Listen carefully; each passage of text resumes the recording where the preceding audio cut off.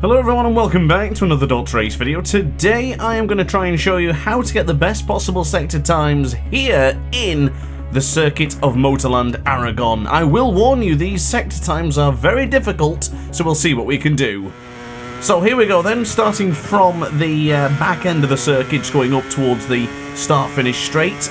Controller overlays on the right hand side of the screen. If you want to know what the controller and the buttons do, check out in the description down below. So going into the first corner, then brake right there at that shadow, and that should put you in a good spot to turn into turn 1 with ample speed. Careful upon the acceleration with the RC213V. The Honda is an absolute wheelie machine, so just be very careful as you accelerate around these corners and then get onto the left hand side nice and early. Remember, the rider's got to turn in early to reach some of these corners. Keep braking into turn 5, get onto the power, avoid the wheelie as much as you can. Quick upshift there to try and stop the wheelie as well. But as you can see, we lost around 9/10 of a second compared to the sector time. It is extremely difficult, this circuit of Aragon, and I don't think I'm going to be able to get the gold in any of these sectors if I'm truly honest with you. So here we go then. Sector 1, start braking right there at the shadow. Quite firm on the brake, using a lot of rear brake as well. Turn in with a lot of speed and get onto the power.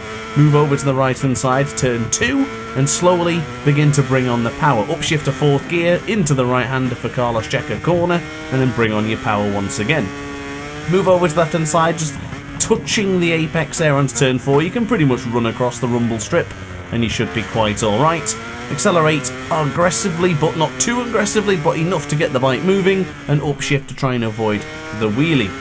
So now we're going to take a look at Sector 2. As I do say, these are very difficult sector times. It almost feels like they're just too difficult beyond their own good. But yeah, braking early into turn 7. Keep it in tight to the apex to the right hander. Now get onto the power. You can either use the ride height device or not. That is entirely up to you. As we now turn in to the right hander for turn 8 for the reverse corkscrew. Now for the left hand side for turn 9. Get back onto the power and let the rider lean in here. Let Luca Marini really lean into the left hand side to the Marc Marquez corner, onto the power, upshift gradually to avoid the wheelie and get across the line to just miss out on the gold that time around. So be patient with your autopilot, wait for it to end, take control, and now start getting onto the power. Quite a lot of acceleration, start braking early and gradual to bring it into the apex of turn 7. Once you're on the power here, this time I'll use the ride height device to test the difference, and honestly I would say I had just the same amount of wheelie with and without the ride height device, so it's entirely up to you which one you decide to choose. Now run it a little bit wide there for the Marquez corner and bring it in tight, so then you've got that sweeping line coming into turn 10, bring on the power, upshift, and then get across the line to hopefully secure a bit of a better time. So now for Sector 3, we're going to basically just continue where we left off a moment ago, so onto the power. And over on your left hand side there, just a bit of pop-in, is the 150 meter marker. Start braking roughly before you get to that point, and that is a really solid spot to always remember to brake for turn 12. Here's a bit of a tough one, but brake right there at the end of the green. It just separates into another part of the track which is used for the national layout. You can just start braking there. I'll point it out in the next one in just a moment. But out of the Marquez corner with control now, left hand side of your screen, there is the little sign, start braking right there, just before it. You'll get the feeling, because if you try and brake too late there, you'll go way too wide. Now as you go onto the right hand side, look over to your left hand side. Here, right there in the left, that national layout, that's exactly where you need to start braking to turn in to turn 14, and now onto left hand side for turn 15 as well. So now coming out of the final sector, we're going to be tackling Sector 4. And what you want to do here is get your ride height device applied the second you turn into the apex of turn 15. You want to make sure that our bike's ready to squat, preparing the second you get into the curb. And now that you have the bike straight, keep over to your right hand side, there's a white line, there's a second white line, brake quite abruptly there, and you should be able to turn into turn 16 with enough precision. Now, I'm not the best here at this circuit, but I'll try and give you as much advice as I possibly can, but I'll at least give you advice to at least get around the track safely, rather than crashing all the time. So yeah, let's see it again. There's 14, Now into the left-hand side, ride height device applied, get the bike straight, careful on the acceleration, and then still wheeling even up to the point of this long straight, so we're really giving it everything with the RC213V Honda, and there it is, the brake, right at that second white line. Run it a little bit wide, turn it back in. If you find the bike won't turn in, upshift to third gear, and that will give you enough movement to start turning in with the Honda. Get across the line to unfortunately just miss out on the gold again. So now we've seen the sector times, let's take a look at the complete lap. Once again, that's a very difficult lap to do. I did a race here with Taka Nakagami a couple of months ago, and the best I got was a 146 high, so this is going to be very difficult to get, but we'll see what we can do. But I think it might just be silvers all the way through. So into the right-hander for turn 2. Accelerate onto your right-hand side there, lean into the right-hander.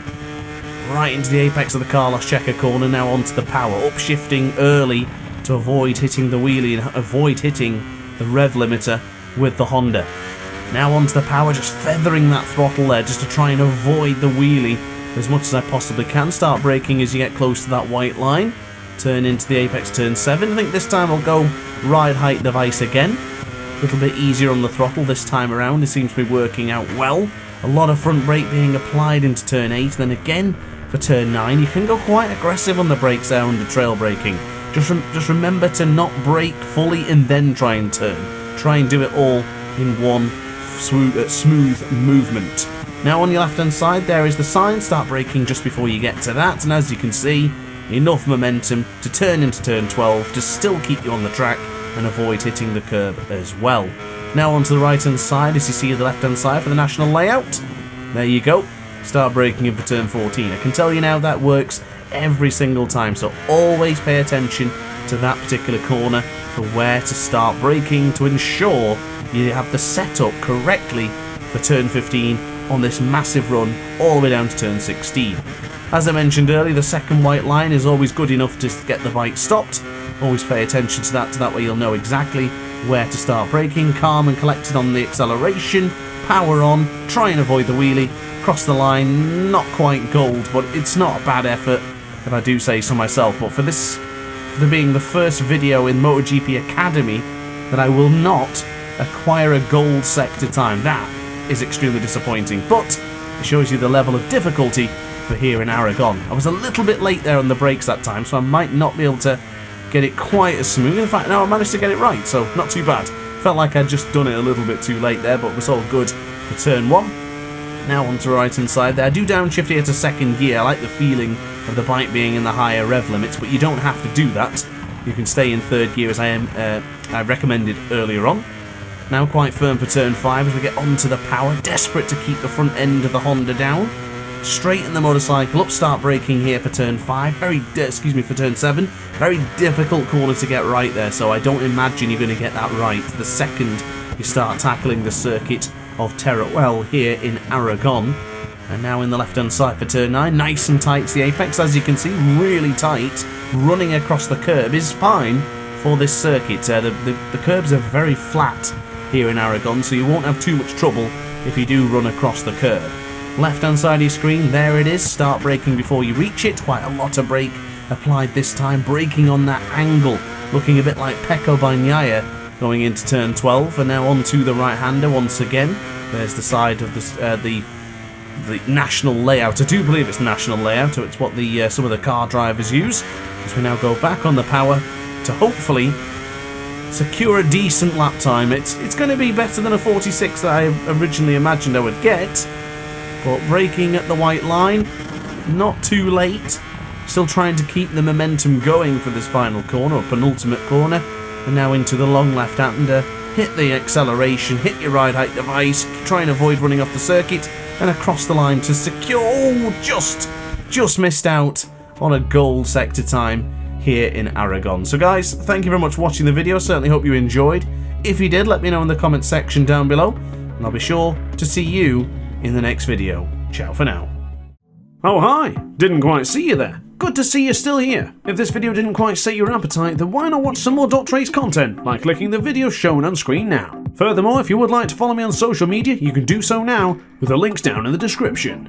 Consider subscribing so you don't miss a single DrAce video.